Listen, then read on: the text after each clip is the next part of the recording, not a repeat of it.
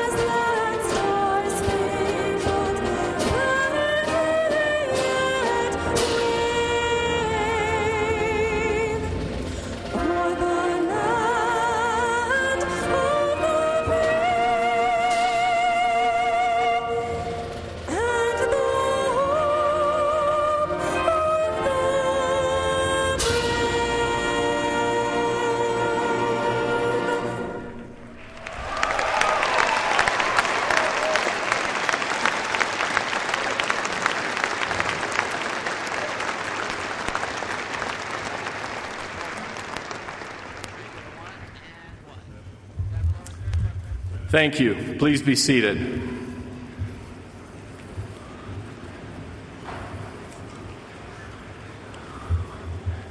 Kate and William will be here shortly. Welcome to Utah Valley University's 70th commencement ceremony.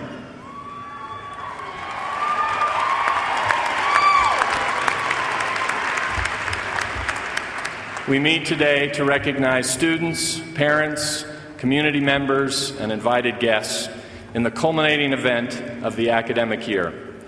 This ceremony celebrates the dedication and commitment of UVU's 2011 graduating class in completing degrees in a broad array of disciplines. It is a pleasure to have you here to share in this celebratory moment together.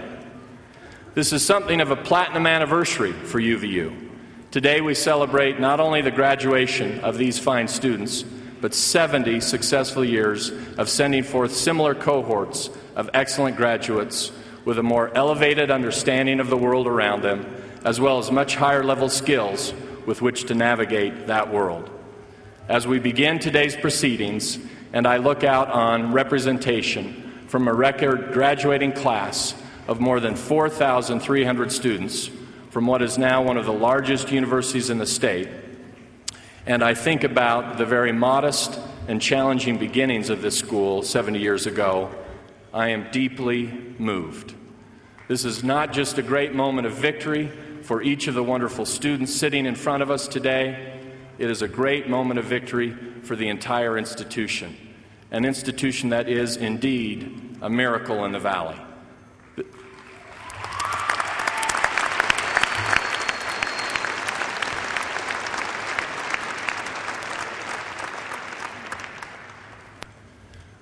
This morning, it is clearer than ever that our mission has been and will continue to be indispensable to our students and the myriad of communities connected to UVU. On this special day, we are honored to be joined by special guests as part of our proceedings. We will hear from, later this morning, Robert Sigue, co-founder and CEO of Huntsman Gay Global Capital. We will confer honorary doctorate degrees on Mr. Gay and longtime UVU friends John Dixon and Hal Wing, who will be introduced more fully later in the program. I would like to acknowledge the presence of many of the noted guests we have in attendance today, educational and civic leaders from across the state. Specifically, I would like to introduce our platform guests and ask them to stand briefly as their names are read. I also ask you to hold your applause until all of the platform guests have been introduced. With us from the State Board of Regents are Regent Chair David J. Jordan, Keith Buswell, Dan Campbell, James T. Evans, Catherine B. Garf, and Marlon O. Snow. With us from the Board of Trustees are Vice Chair Greg Butterfield, Jeanette Hales-Beckham, Terry Fund, Ronald Hawkins, Carolyn H. Merrill, Doyle Mortimer, Richard Portwood, and Terry Shoemaker. With us from the Commissioner of Higher Education's office are Elizabeth J. Hitch, Associate Commissioner for Academic Affairs, and Cameron Martin, Associate Commissioner for Economic Development. With us from the State Board of Education are Craig Coleman, Carol Murphy, and Mark Openshaw. From the UVU administration, we have Mark Archambault, Vice President for Development and Alumni, Corey Duckworth, Vice President of Student Affairs, Val Hale, President for University Relations, Val Peterson, for Vice President for Finance and Administration, and Ian Wilson, Vice President for Academic Affairs. The deans joining us this morning are David Yells, College of Humanities and Social Sciences, Sam Rushforth, College of Science and Health, Ernest Carey, College of Technology and Computing, Newell Daly, School of the Arts, Brian J. Farnsworth, School of Education, Katie Taylor, University College, and Norman Wright, Woodbury School of Business. Representing our tremendous faculty is John Baldon, President of the Faculty Senate. As a teaching institution, this university is only as strong as its faculty. In that respect, UVU's exceptional faculty are a reflection of the commitment to excellence to teaching that is central to UVU's mission. Representing UVU staff is PACE President Mark Weisenberg. UVU staff members play an essential role in supporting this institution's focus on student success. We recently honored just a few of these dedicated faculty and staff during UVU's Annual Awards of Excellence presentation. Will the UVU faculty and staff here today please rise and be recognized?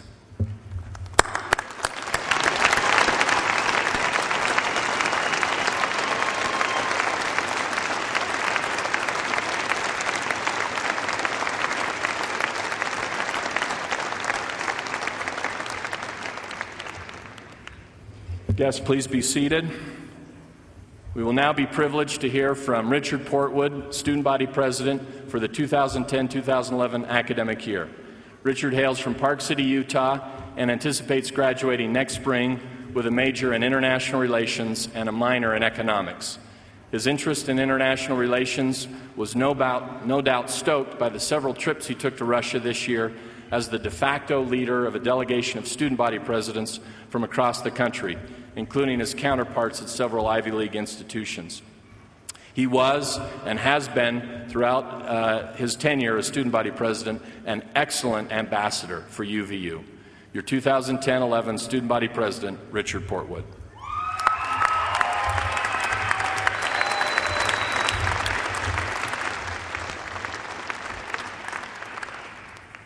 Thank you.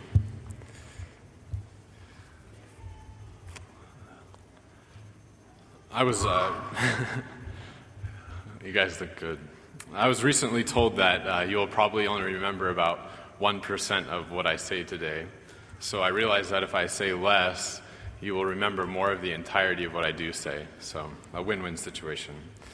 First, on behalf of the graduating class of 2011, I, along with President Holland, express sincere appreciation to the entire university, the Board of Trustees, the administration, and the ever-so-involved and tremendous faculty and staff.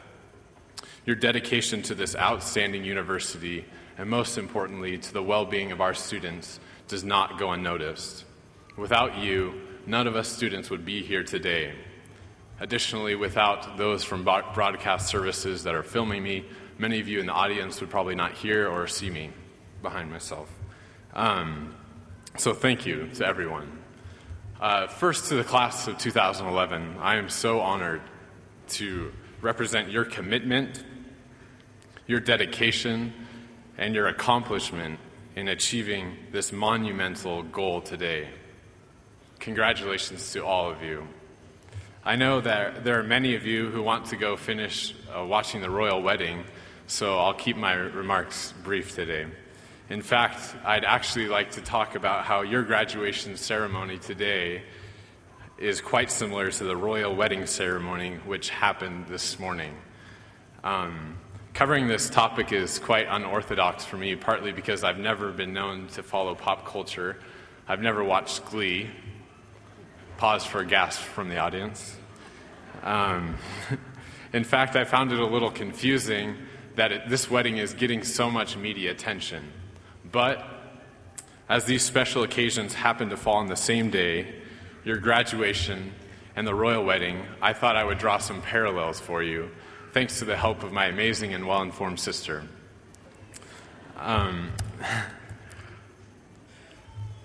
This evening, as you watch the news, you'll probably see more coverage about the royal wedding than you will about your graduation today. I hope when you do, you'll think more about this momentous occasion rather than living vicariously through someone else. Throughout the media coverage of this royal wedding, there is a highly discussed fact that Kate Middleton is what the British call a commoner. Never mind that she brings wealth, education, poise, beauty, athleticism, and more to the throne. The fact is, she wasn't born into the royal family. As students, we all entered this school as what you might call commoners.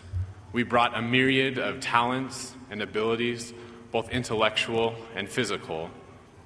Since you began, you have put in the time, the energy, the sweat, the late nights in the library, and now today, you, like Kate, will earn a title. That title shows what you value and a part of who you want to become.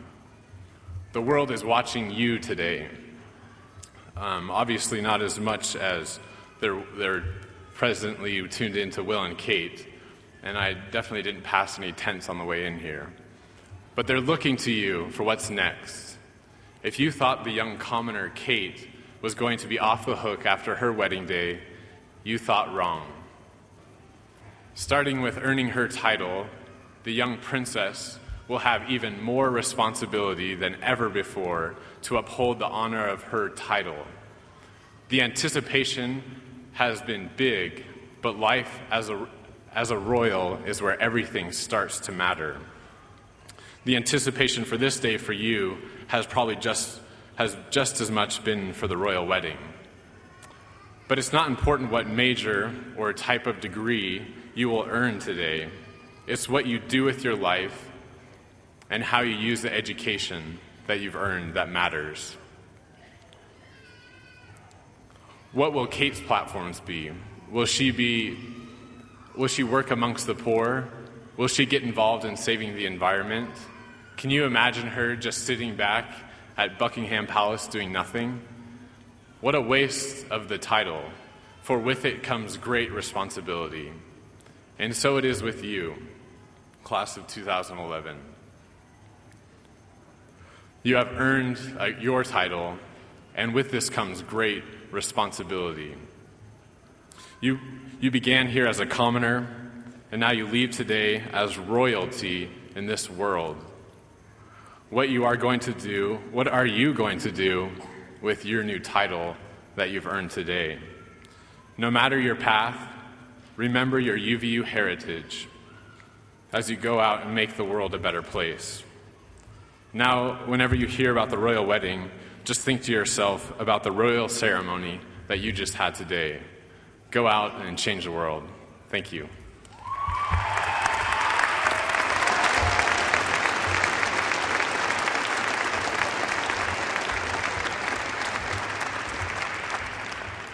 Thank you, Richard. Richard really has done an outstanding job this year. Seated on the front row today are a few more of our exemplary students, valedictorians from each college and school. I'd like to introduce each and ask them to stand. Please hold your applause until all have been acknowledged. Your program contains more information about these exceptional students. UVU is extremely proud of its students, and these valedictorians represent the high achievement of so many other of UVU's outstanding student scholars. Representing the College of Humanities and Social Sciences are Jorgen Hansen, who is receiving a Bachelor of Science degree in Philosophy, and Donna Whiting, who is receiving an Associate in Science degree. Representing the College of Science and Health are Jeannie Danielson, Bachelor of Science in Community Health, and Arwen York, Associate in Science and Nursing. Representing the College of Technology and Computing are Craig Humphreys, Bachelor of Science in Emergency Services Administration, and David Plagg, Associate in Applied Science and Engineering, Graphics and Design Technology. Representing the School of Arts are Annelle Fielding, Bachelor of Science in Music, and Megan Davies, Associate in Science and Art and Visual Communication. Ellie Nazell, who will receive a Bachelor of Science degree in Elementary Education, is representing the School of Education. Jenny Heiner, who will receive an Associate in Science degree, is representing the University College. Representing the Woodbury School of Business are Teresa Taylor, Bachelor of Science in Accounting, and Dustin Lewis, Associate in Science and Business Management. Please join me in a round of applause for our valedictorians and the rest of UVU's outstanding students.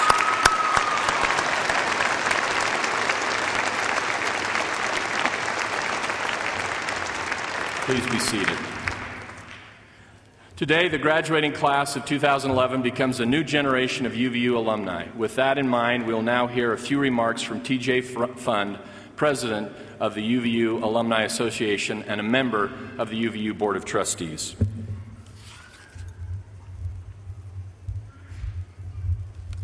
Thank you, President.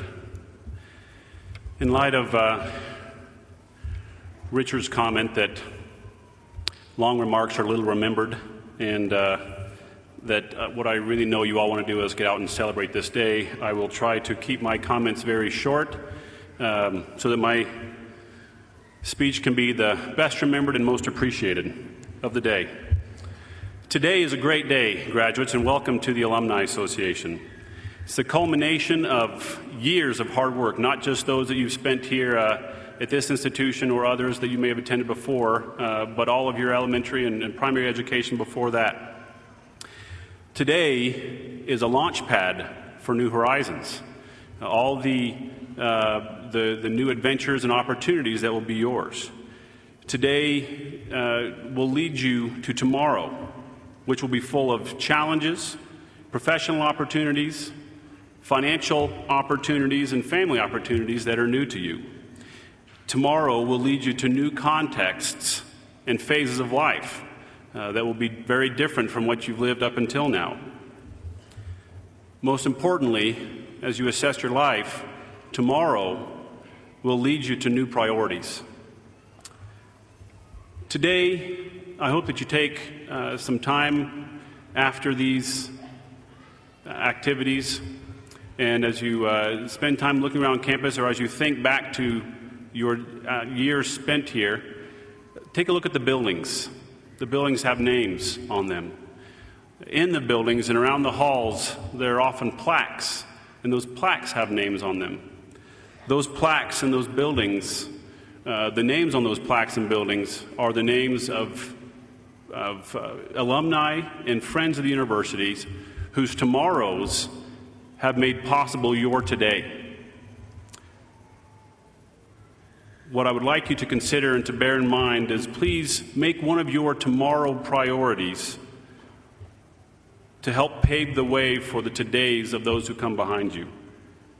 Help build a foundation for everyone's tomorrow by remaining engaged with UVU and supporting it both financially and through volunteerism as your personal situations allow you. I can tell you from personal experience the wonderful satisfaction that arises from being able to give back, from able to see the organization grow, from the opportunity to just be here on campus from time to time and interact with you, and to see the numerous opportunities and the worlds and the horizons that you are opening up through your studies and through the work that you will go out in the world and do. So I thank you for your effort. I thank you for keeping with it and for making it to today, and invite you to join us tomorrow in the Alumni. Thank you.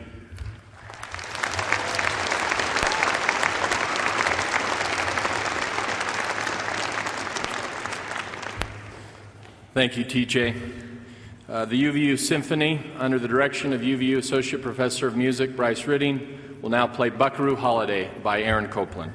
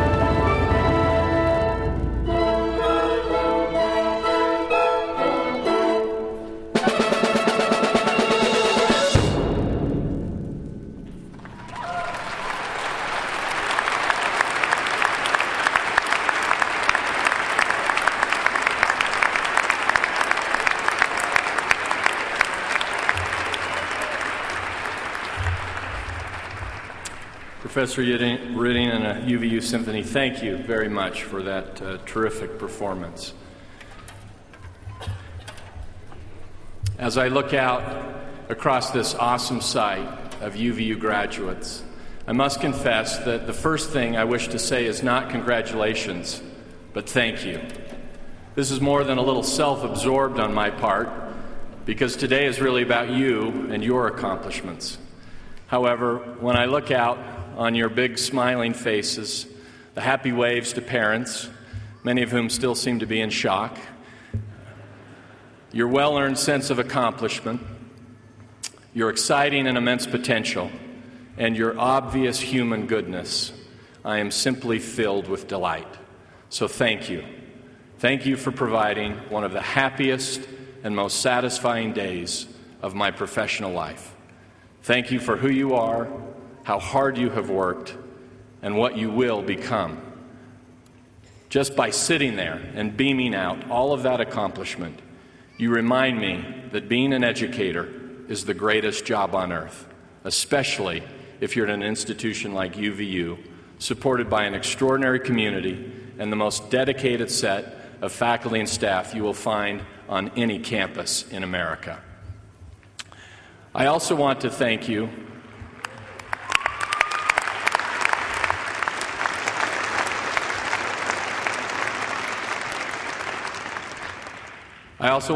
for making me laugh. Just yesterday, I was watching a mom on campus try to take a picture of her son in cap and gown posed with his father. A little exasperated, she barked out to her son, "Jason, can you please try to make this look natural? Put your arm around your father's shoulder." Without missing his beat, his father responded, "If you wanted to look more natural, why didn't you have him put his hand in my pocket?"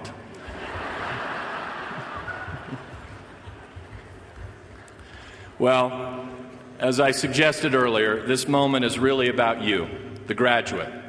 And we do have a most remarkable graduation speaker lined up for you. Fortunately for your sake, it is not me.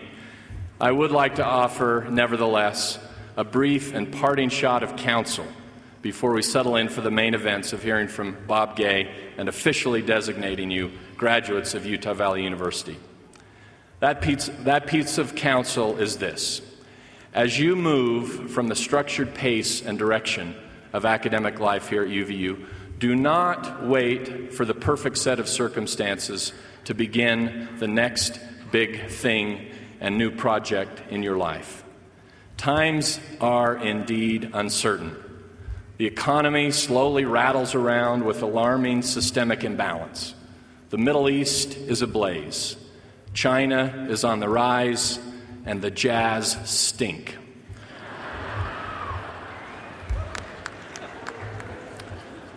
But this is no time to hold back and worry. Whatever dangers lurk on the geopolitical front, and whatever frustrations you may be facing on the personal front, it's crucial that you move forward, building off of this marvelous university education you have received and engaging in some vital work. This work can come in many different forms. For some, it will be starting or finding a demanding new job. For others, it will be getting an additional degree. For still others, it will be caring full-time for children or aging parents or some community concern. What all of these things and others we might not have mentioned share in common is that they will require much additional learning, as well as fortitude in the face of difficult challenges. Listen to the words of C.S. Lewis speaking to English college students in the heart of World War II. There are always plenty of rivals to our work. We are always falling in love or quarreling, looking for jobs or fearing to lose them, getting ill and recovering, following public affairs. If we let ourselves, we shall always be waiting for some distraction or other to end before we really get down to our work. The only people who achieve much are those who want knowledge so badly, let me repeat that, who want knowledge so badly that they seek it while the conditions are still unfavorable. Favorable conditions never come. The hard reality of the world in which we live is that exceedingly difficult circumstances are not an uncommon setting for life's most basic duties and important ventures. When I was just at your stage and feeling a bit beleaguered about some things, I read and have never forgotten the private lament of Robert Louis Stevenson, the famed Scottish poet, essayist, and author of classic tales like Treasure Island and The Strange Case of Dr. Jekyll and Mr. Hyde. In 1893, he wrote to George Meredith that for 14 years I have not had a day's real health. I have wakened sick and gone to bed weary, and I have done my work unflinchingly. I have written in bed, and I have written out of it. I have written in hemorrhages, written in sickness, written torn by coughing, written when my head swam, for weakness, and for so long, it seems to me, I have won my wager and recovered my glove. I am better now. Still, few are the days when I am not in some physical distress. And the battle goes on. Ill or well, it is a trifle, so as it goes. But I was made for a contest. And the powers that have so willed that my battlefield should be this dingy, inglorious one of the bed and the physic bottle. At least I have not failed, but I would have preferred a place of trumpetings and the open air over my head. Ladies and gentlemen, I believe that you too are made for a contest. Of course, my hope is that your battlefields will not be as drawn out and intense as those faced by Stevenson. If it is all reassuring, mine have not been, nor will most of yours, but some might be. Regardless, in this world of ours, made of marble and mud, every one of us will likely always be facing some kind of challenge of varying intensity. Therefore, the Council, do not wait for perfectly rosy times to start and sustain new professional adventures, to continue your education, to get married and begin a family, or make a community contribution, or to find personal peace and happiness. To do so would be to put off those crucial aims indefinitely. This is not to say you should just rush off and do any or all of those things immediately without careful planning and preparation first. It is simply to say that once you have done your proper planning and made a well-informed decision, drawing upon those terrific data gathering, critical analysis, and creativity skills you have developed here at UVU, move ahead and do so confidently, optimistically, and with strength. You will be amazed at what can happen even in the face of personal, domestic, and international drama and uncertainty, if you will simply act and stay at it.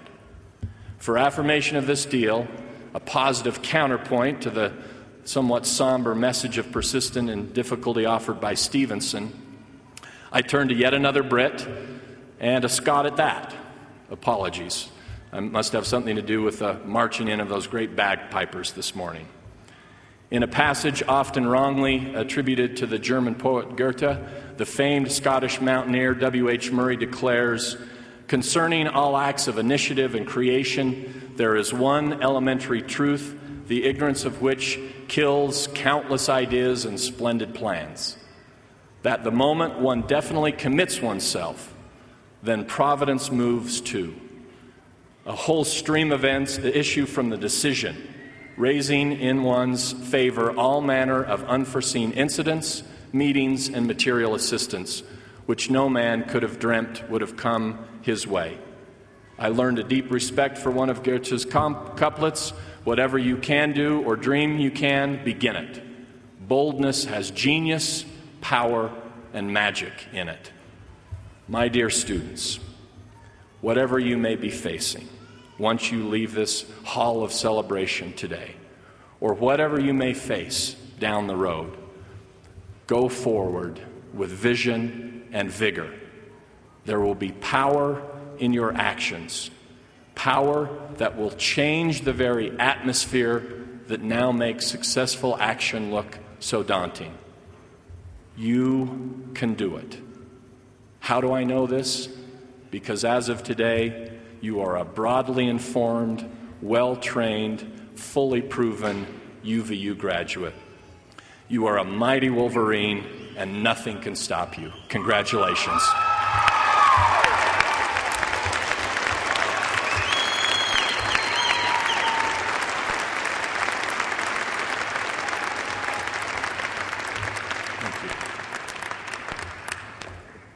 It is a pleasure and honor for me to welcome officially our commencement speaker, Dr. Robert Sigue, to UVU. Dr. Gay is not only a respected venture capitalist, but he has parlayed his unique business savvy into a host of philanthropic endeavors designed to help impoverished people across the globe become self-reliant. In his career, Dr. Gay has found tremendous success in the realm of private equity, most recently as co-founder and CEO of Huntsman Gay Global Capital.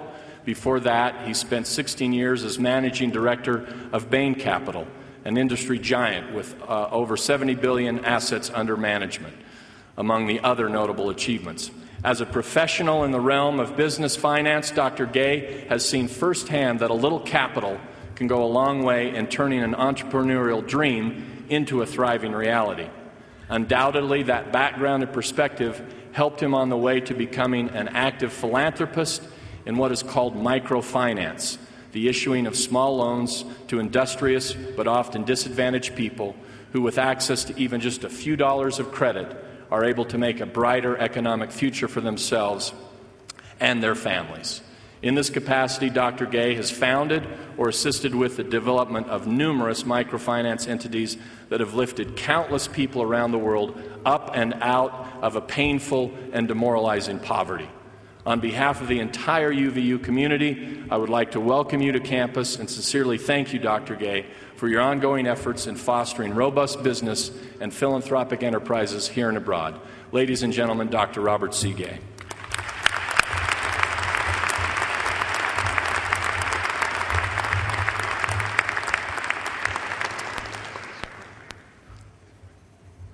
Good morning.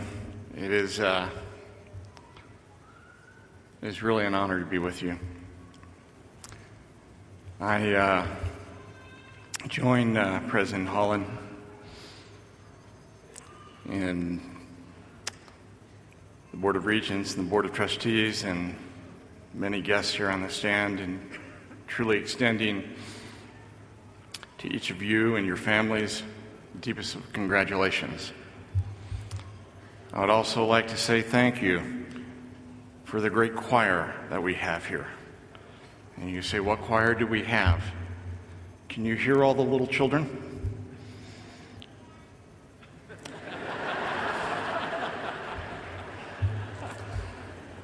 I note that because my wife is here with me today.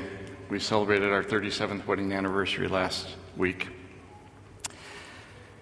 And she worked and put me through 8 years of undergraduate and graduate schools and raised 5 children doing it. And so thank you, Lynette.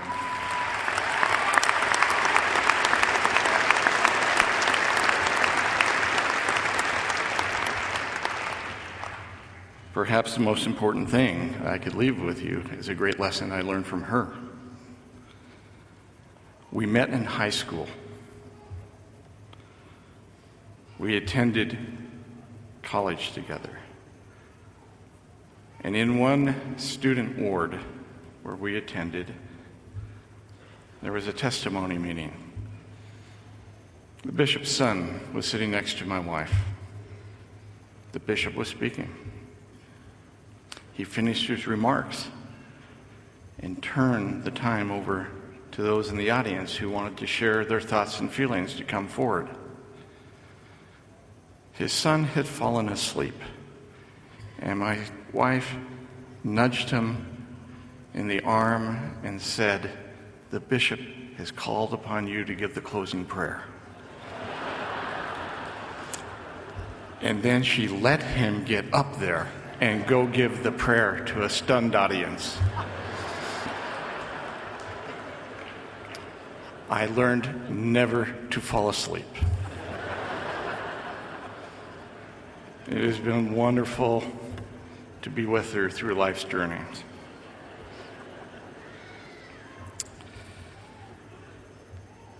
I don't really worry that you remember about anything that I may say to you today. I deeply care about what you feel from what I say. Just a few miles from here, and only about 50 yards from the railroad tracks in southwest Provo, my father grew up as an only child in a poor family. As he grew up, he was taught that he needed to swear and fight to defend himself. And he wondered to himself if some nobody kid from the wrong side of Provo could ever make a difference in this world. Years later, after a life well spent, he answered his own question affirmatively. During his lifetime, he helped build one of the largest, well, actually the largest medical research foundation in the world. He made possible and helped build what ultimately has become Utah's world-leading genetic research center.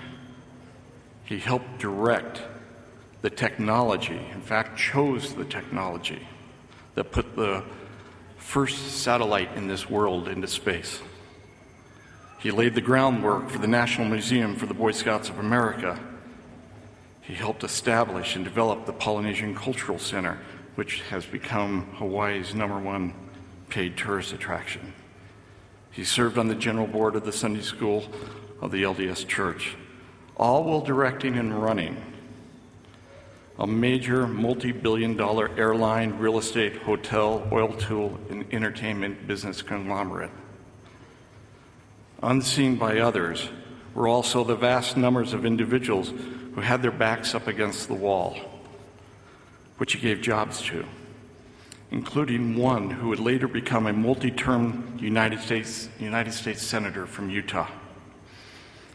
The untold number of hours spent with young people seeking his advice about where to go to school and what to do to make a living, and the constant visits to hospitals and homes to lift the sick and afflicted.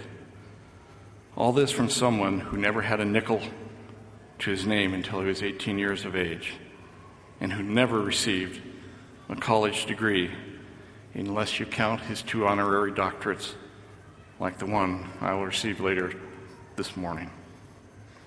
The great lesson for me from my father's life is that no matter your circumstance, your time or place, each and every one of you can make a difference.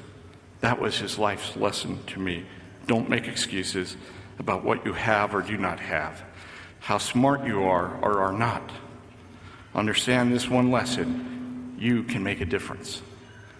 I can still hear him saying, I'm no one special, just a poor kid from Utah. Just a poor kid who laid the foundation for breakthrough answers in medicine and technology, and who employed and created jobs for thousands. I relearned my father's lesson at Harvard University, where I earned a doctorate after completing my undergraduate studies at University of Utah. At that time, I was very unsure that I had belonged in Cambridge. After all, this was the place where the really smart and gifted people were, and that was not me. I affirmed that conclusion to myself. I miserably scored last on my first exam. It was in the area of microeconomics. At Utah, I had never received any grade other than an A on an economics course, but at Harvard, I failed right out of the gate. My professor at that time would become a future Nobel laureate, and he taught economics like an applied math class, and I simply did not know the language.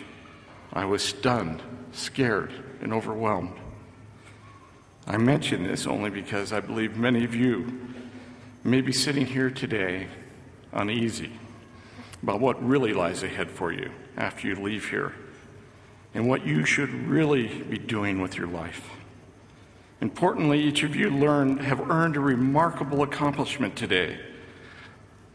But you will find, if you do not already know, that the world constantly whispers that real success, big breaks, only ever go to Ivy League school hotshots, not some UVU graduate, or to those lucky few with special connections, or lots of money that can open doors, and therefore all that matters is marching ahead and doing the best you can to do your own thing. Because of this widespread cultural mantra, I worry about two things. First, I worry that some of you may simply see the task before you only about finding a way to making a living to support yourself, a family, rather than doing something that has significant impact upon the lives of others around you. Second, I worry that many of you also may be leaving here with a sense that you've actually arrived and earned or are entitled to or should be given some special standard of living that most of the world will never know, simply because you happen to live in America, and that you fail to see the great responsibility comes with great opportunity, and that so much of what you have and receive today is due to the endowments of this land and the efforts and sacrifice of countless others who've gone before you. So today I wish to tell you from the deepest part of my heart,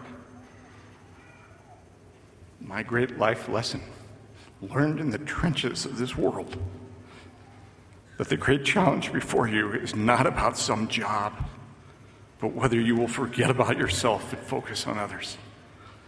The reality is, if you will do that one thing, you will not only succeed, but your life will inspire others with purpose, meaning, and success.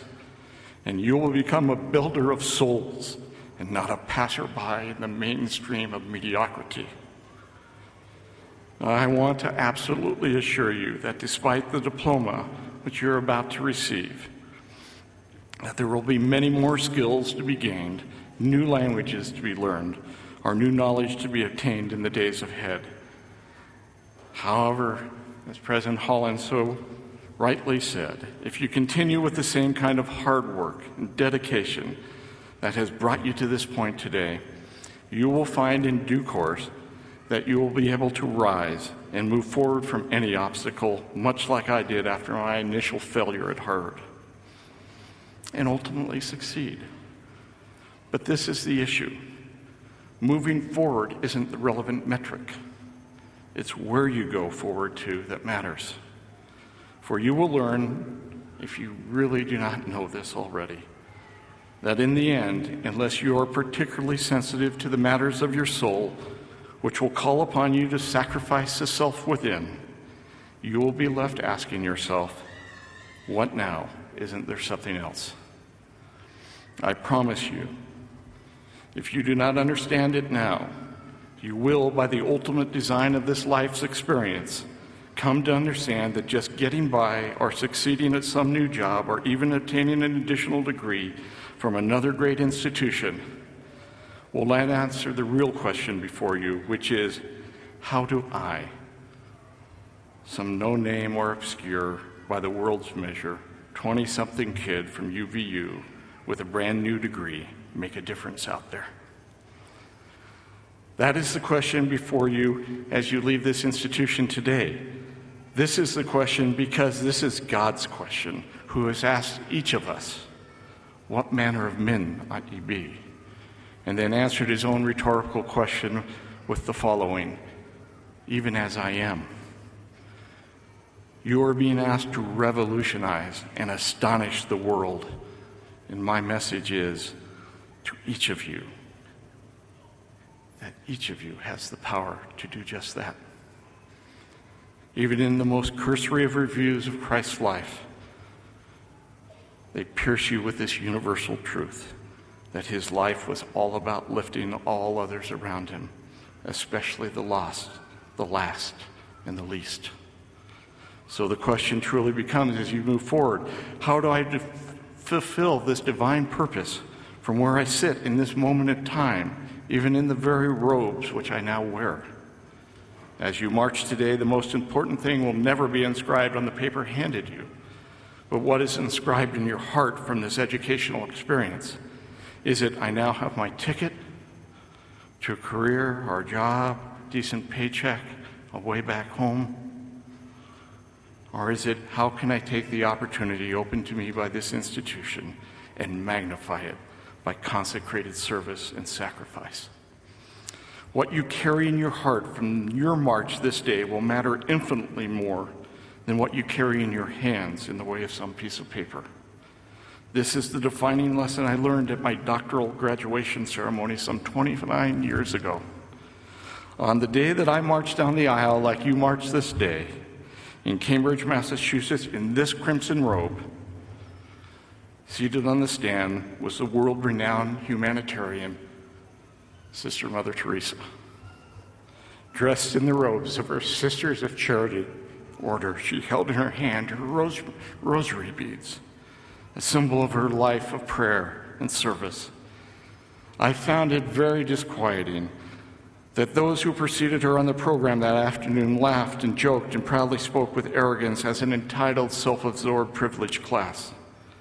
But as Mother Teresa rose and she spoke last, she faced her audience of the educated and liberal elite with full courage and conscience of a dedicated servant. She was barely tall enough to peer over the podium from where she spoke, but delivered one of the most remarkable and memorable speeches ever given at Harvard University to this day. It was a profound call to repentance. Among those things she talked about was this observation.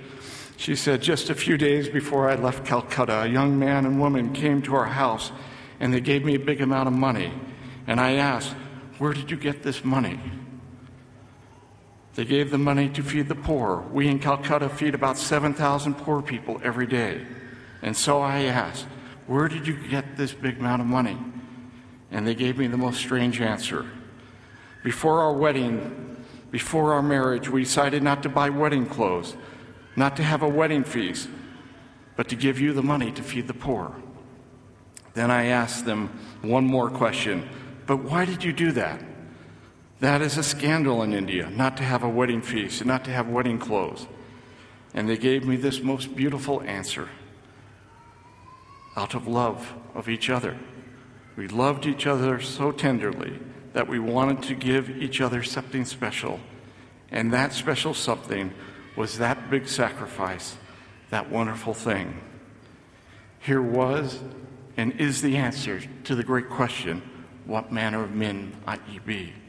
Here was one of the world's genuine saints, reminding all of us precocious graduates that not only does everyone, not just some fortunate few in that audience that day, but even those in the poorest regions of the world with little to their name have something to give, and that is sacrifice and love for others.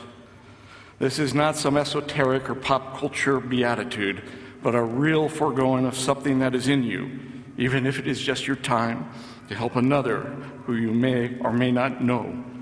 Mother Teresa said it could be something as simple as foregoing a dress or an uncelebrated cultural rite of passage, that we were to forever understand and never forget that something as a meal not eaten or a shirt not otherwise purchased can change a life. So today, you may be honored for earning a degree, but I hope you understand that that degree marks for you a great personal accomplishment. It also marks an important call to take the door it opens and put that blessing on the altar of humanity. Mother Teresa went on to say that she had no gold or silver or money to give the university which was honoring her or the people in the audience. And now this part was partly edited out of the official record version of her talk. She said, remember, looking at the eyes of all the audience, that the first person who celebrated the life of the Savior was an unborn child who the world would come to know as John.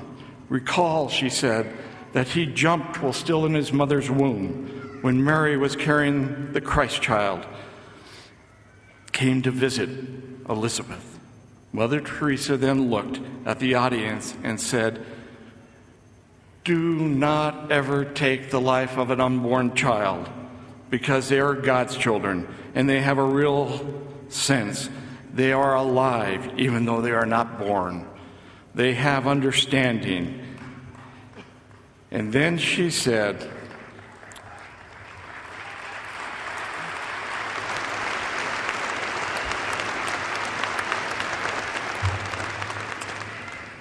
And then she said, if any of them were thinking about having an abortion, to not do it, to bring the child to her, and that she would care for it. She said, I have no gold, but I can be a mother to any child who needs one. I knew then, as I hope you now know, that everyone has something to give. Everyone can be a brother or sister, a father or mother to someone in need. All that God asks is that we act courageously to give of ourselves. That is what I learned as I left Harvard University. And you could have heard a pin drop that day in Cambridge as this little 5-foot Romanian woman peered into the souls of all of us and said, be like him, give like him. That is what is expected of you. So I plead with each of you, do not leave here thinking you have arrived, that this diploma is something other than a mandate to take the talents and skills developed here and to go out and have impact. My dad once gave me a quote I have hanging on the wall of my home. It comes from Elbert Hubbard, and it summarizes what I'm trying to say. It reads, God will not look you over for medals, degrees, or diplomas, but for scars. Now, there is one other key thing in life which I have learned that has key importance in this regard, and it is this. There is a voice within each of us that will always speak to us and tell us exactly how, what, and where we must give of ourselves. I learned this lesson in Africa, where I labored for 3 years as a mission president for the Church of Jesus Christ of Latter-day Saints. One morning, as I was going about my activity as on any other day, I had a meeting I needed to be at, but I was running late. In fact, I decided to drive a little faster. There are no traffic rules in Africa, and that makes it easy to get to meetings on time. But as I came to the last roundabout where I was, there was a little boy on the street corner, and he was hysterical, standing by himself, tears streaming down his face. And I heard a voice deep inside my soul say, stop and help that boy. And immediately, I said to myself, you can't stop. You've got 250 people waiting for you to start that meeting, and you told them all to be there on time. You can't be late. And so, in a split second, I continued around, and then I looked again across the street after I went through the roundabout and saw him once more. And as I drove parked my car some 100 feet down the road, I saw one of the members of my staff there, a young man by the name of Afasi. And I said, Afasi, here are the keys to my car. Go get that young boy and bring him to me. And I went in and I started my meeting. About 20 minutes later at that meeting, I felt a tap on my shoulder. My staff member told me that the young boy was outside. And when I went outside, he was hiding in the bushes. I said, Fossey, why is he hiding in the bushes? He said, he doesn't know what the big white man wants. I said, well, that makes sense. Well, this is what we found out, that this was an orphan. His father was dead. His mother was in jail. He was living with a caretaker in the worst slums of Accra, who had given him a mattress to sleep on and some food to eat. But to earn that, he needed to go out and hawk dried fish on the streets every day. He was all of 9 or 10 years of age and had walked a few miles to sell his goods that day. Only one problem. When he put his hand in his pocket to count his money, he did not realize he had a hole in it. And he had lost all the cash that he'd earned that day, something like $5 or $6. And if he returned home without that money, he knew, as well as I knew, as well as anybody who's lived in Africa knows, he would be called a liar, he would be beaten, and he would be cast out onto the street. And it was in that moment of great alarm that I saw him. I looked at him and thought, but for the grace of God, that could be me. I gave him the money to replace the lost earnings, and then we drove him back to the ghetto where he lived. We left him with his surrogate parents, and I never saw him again. As I reflected upon what occurred that day, I thank my Father in heaven for teaching me that there is no one in this vast world, even a small boy on the mean streets of Africa, that he does not know and care about. I thank them for speaking to me that day and searing within me the worth of a soul, and how I must always keep my focus and priorities. That God did not need me to make some vast sum of money to change the world, but just needed $5 and my heart and my time to lift a life. I thanked him for reminding me what I needed to do and what I needed to be. For his abiding spirit.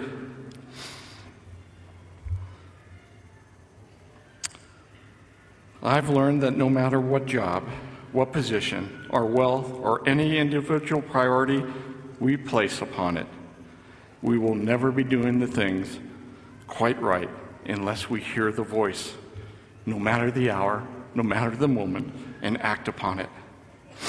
As you increase your desire to impact, you will find many diversions, because that is what a secular world wants, to divert you to activities and routines that in reality are just needless background noise. But you will only have the impact you can and need to have as you move to the bell sounds of your heart and not just your mind. President James E. Faust said it this way: we're not only to avoid evil, not only to do good, but most importantly, to do the things of greatest worth. We are to focus on the inward things of the heart, which we often neglect, for that which is trivial, superficial, and prideful. Well, living in Africa, we would have people line up every day outside our house wanting to speak to us about starting businesses, looking for loans, looking for jobs. We could have spent 8 to 10 hours a day doing nothing but talking to these people. However, I think one of the most important things we might have ever done there came about as we helped our youngest son complete his Eagle Scout project, and we asked for volunteers among our African staff to go with our son Kyle to make school desks and do repairs in a rural village school. The African staff came back ecstatic from the experience. They saw the light in the eyes of the young boys and girls of the school as they helped refresh it. All their lives, these volunteers had been the ones asking for someone to help. They would have been the ones asking for a job, a handout. But that was the very first day in their entire lives that they had volunteered and given service to another, African to African. And it moved their souls. And they knew that they needed to make this part of their life's mission. They too could give back just like anybody else. Those same volunteers now run a foundation serving their fellow countrymen with micro-lending, educational loans, medical clinics, and humanitarian aid. They have helped build 3 schools that serve 1,600 kids and created hundreds of jobs. Great blessings have come because they dared to hearken to the voice within themselves. Now to conclude, a few weeks ago, I serve on the board of the Martin Luther King Center in Atlanta, Georgia, and I was with Martin. We were talking about the memorial which will be dedicated to his father in Washington, D.C. this August to commemorate his father's lifelong fight for civil rights for all Americans. What most people don't know about the King family is that not long after Martin Luther King Jr. was assassinated, a man walked into the Ebenezer Baptist Church and shot King's mother at point-blank range while she was playing the organ for the Sunday school. Martin's father visited this man in jail, and the man told him something to this effect: "If I ever get out of here, I'm going to kill you also." That great family patriarch, father to Martin King Jr., grandfather to Martin Luther King III, looked into the man's eyes and said, "I will never let your hate destroy my love. There's nothing that you can say or do that will make me not love you and try to help you. Can you understand why, with such a father, Martin Luther King Jr. became so dedicated to changing the world through nonviolence and unselfish love? That is the love which you must put in your heart. In the heat of the civil rights struggle, Martin Luther King Jr. said it this way: "To our most bitter opponents, we say we shall match your capacity to inflict suffering by our capacity to endure suffering. We shall meet your physical force with soul force. Do to us what you will, and we shall continue to love you. Throw us in jail, and we shall still love you. Send your hooded perpetrators of violence into our community at the midnight hour and beat us and leave us half dead, and we shall still love you. But be ye assured that we will wear you down by our capacity to suffer. One day we shall win our freedom, but not only for ourselves. We shall so appeal to your heart and conscience that we shall win you in the process, and our victory will be a double victory." And on the night before he was assassinated, King spoke to the sanitation workers in Memphis and said, "I don't know what will happen now. We've got some difficult days ahead, but it really doesn't matter with me now, because I've been to the mountaintop, and I don't mind. Like anybody, I would like to live a long life. Longevity has its place, but I'm not concerned about that now. I just want to do God's will." Many of you will be tempted to say, "But who am I? I am just one person. What can I really do?" You can save another, and in the mathematics of eternity, what do large or small numbers have to do with it when it comes to the worth of a human soul, whether it be one or thousands? You have small children on the mean streets of Africa pleading that someone will hear the voice within them and will forget about their meeting and go to the rescue. You have sanitation workers that are asking you to be just be there and march and to do God's will, even though on the morrow you may be in God's arms. You have the opportunity, regardless of who you think you are, how insignificant or significant that you may be in the eyes of the world, to sacrifice your endowments, opportunities, connections, resources, time, however great or small, and courageously stand and say, "I may not have silver, I may not have gold, but I can be a brother or sister, a mother or father." May you sanctify this great education by understanding it is but a declaration that you are God's answer to the human dilemma, and an understanding that this is not an end, but an invitation to go into this world and take upon yourself the call to bear his cross and to suffer his scars. And again, you will become, as you do so, a builder of souls and not a passerby in the mainstream of mediocrity. God bless you. Thank you very much.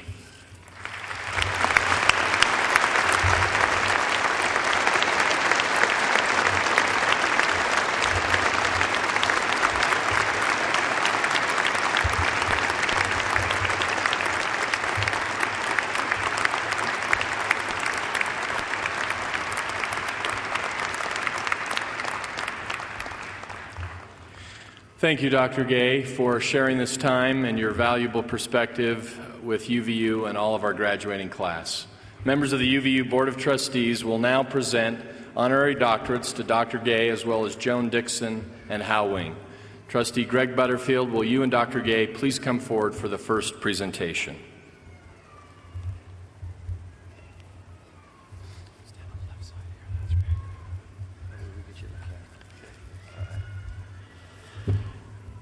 As Vice Chair of the UVU Board of Trustees, it's my pleasure to present Dr. Robert Sigue with the Honorary Doctorate of Humane Letters.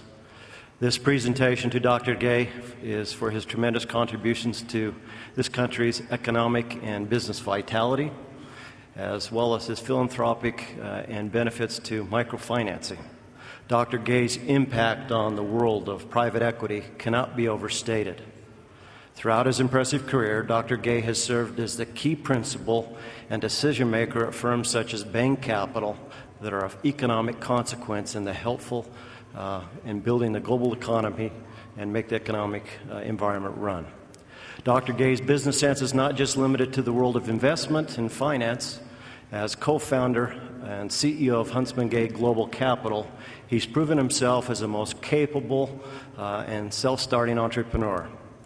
Beyond his business credentials, Dr. Gay is an active humanitarian, dedicating significant time and resources to promoting microfinancing, which has put thousands of individuals otherwise stuck in face-grinding poverty onto the path of economic self-reliance and human dignity.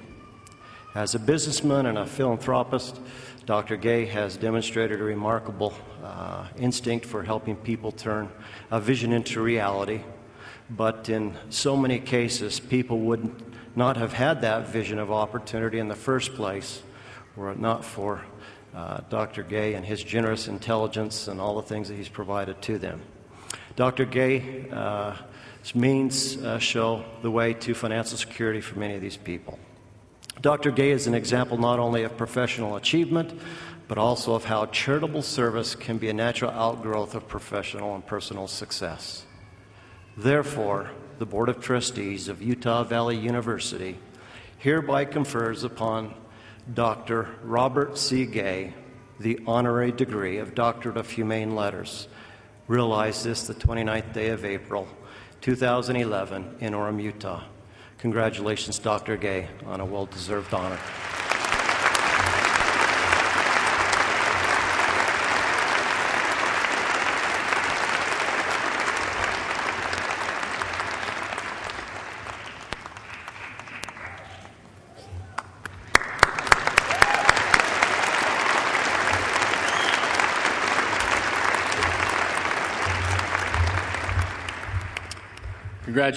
Congratulations, Dr. Gay. Now you are a proud Wolverine.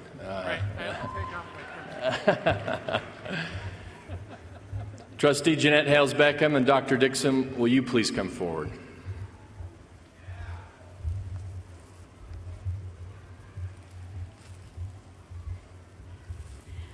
I love graduations, but I've kind of lost my voice, and it's your fault.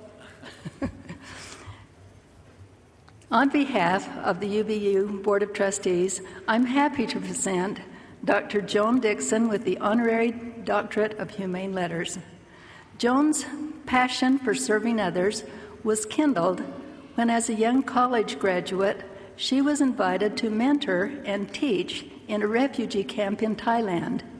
She found those seeking improvement in their lives would sit on the hard ground as long as someone would teach them.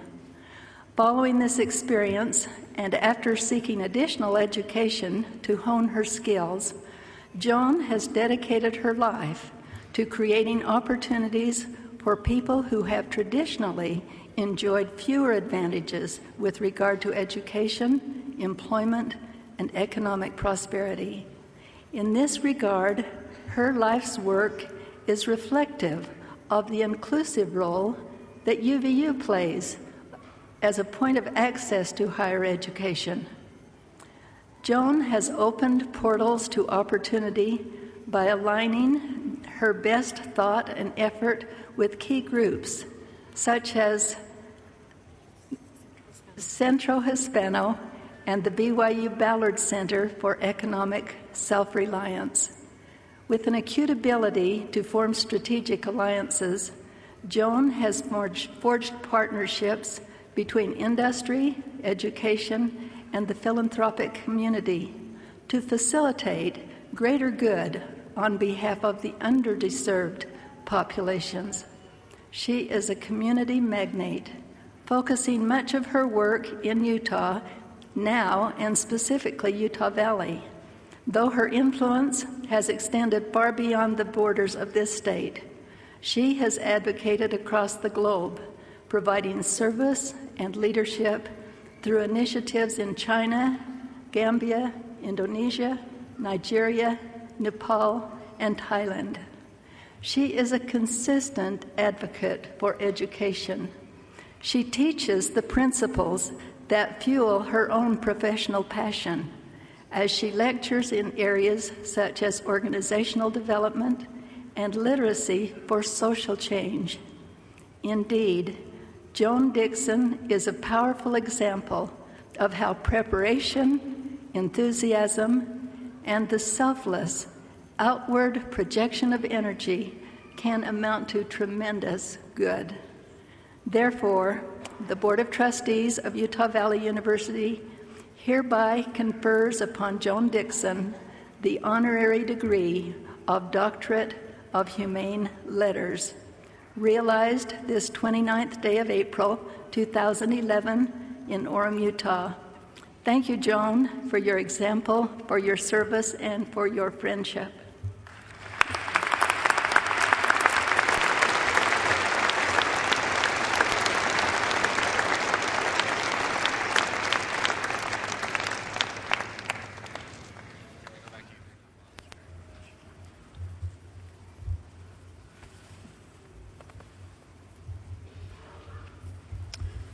Thank you, Joan, for your fine service to the local and broader communities over the years. We will now award an honorary doctorate of business to longtime UVU friend Harold R. Hal Wing. Hal, will you come forward while Trustee Doyle Mortimer presents your honorary degree?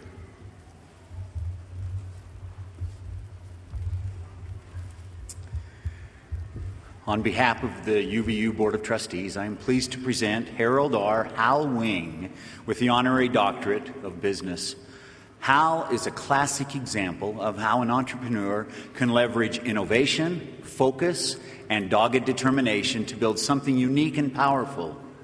In Hal's case, he took a creative ladder concept and through no small amount of toil and personal sacrifice, built it into a wildly successful Little Giant Ladders enterprise.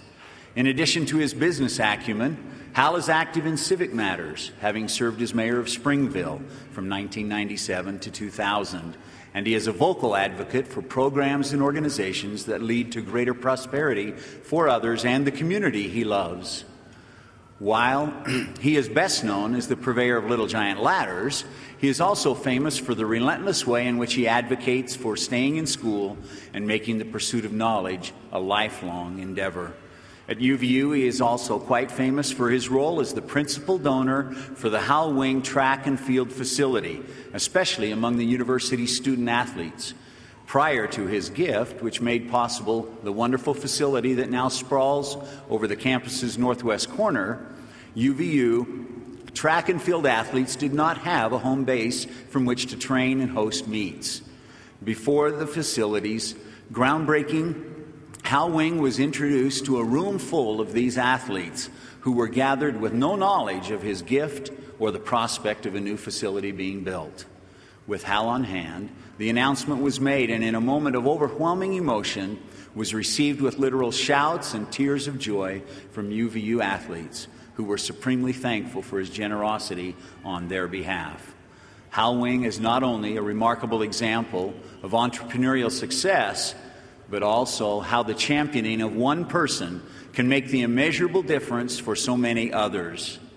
Therefore, the Board of Trustees of Utah Valley University hereby confers upon Harold R. Hal Wing the Honorary Doctorate of Business, realized this 29th day of April 2011 in Orem, Utah. We thank you, Hal, for all that you do for UVU.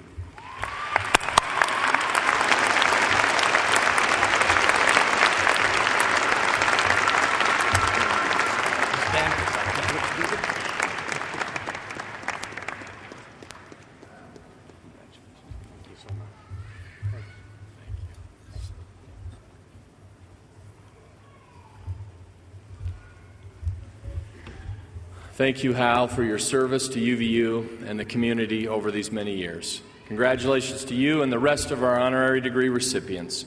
On behalf of the university and the Board of Trustees, let me just say again what a pleasure and privilege it is to award these degrees to such outstanding individuals. Thank you.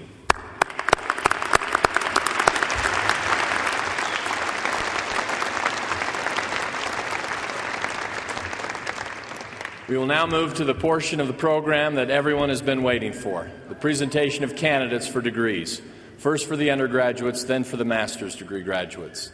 Ian Wilson, Vice President of Academic Affairs, will now join me and present the candidates for graduation. Candidates for Bachelor of Arts, Bachelor of Science, Associate in Science, Associate in Arts, associate and applied science degrees, diplomas, and certificates of completion, please stand.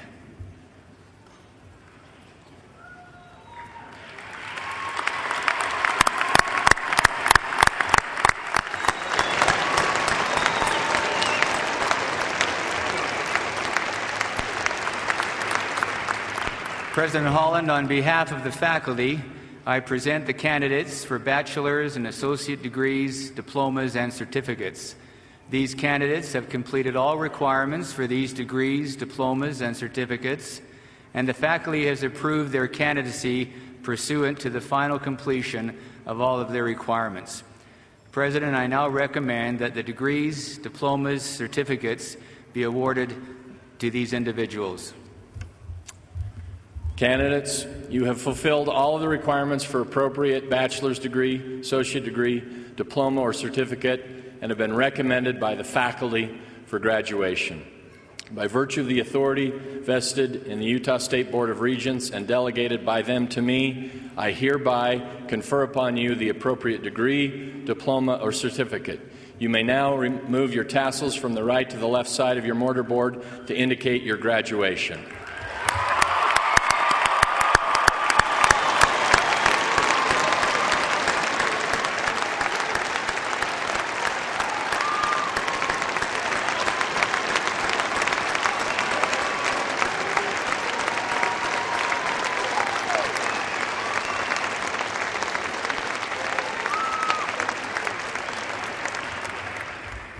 While the graduates are still standing, I think this would be a great opportunity for them to acknowledge their family and friends with a round of applause for all the support and encouragement they have received while striving to complete their degrees.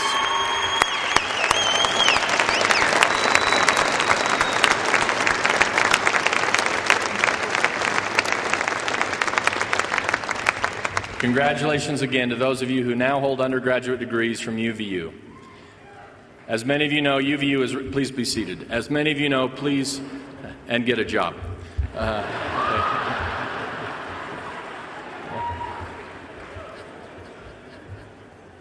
UVU has recently begun developing a handful of master's degrees since the institution was granted university status. At this time last year, UVU honored its first class of master's degree graduates. At this point, Vice President Wilson will lead us in honoring this year's master degree graduates from the Master of Education program. Candidates for Master of Education, please stand. President Holland,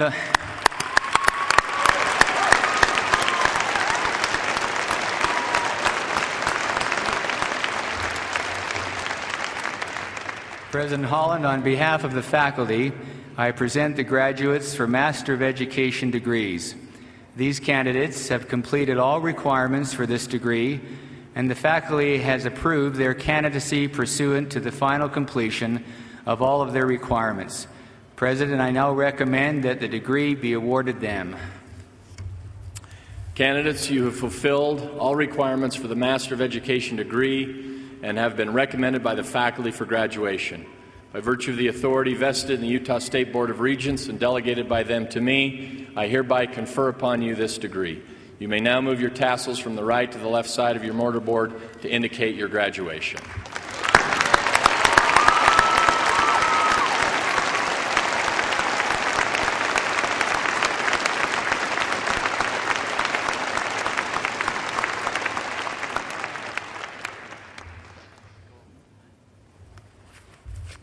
Please be seated.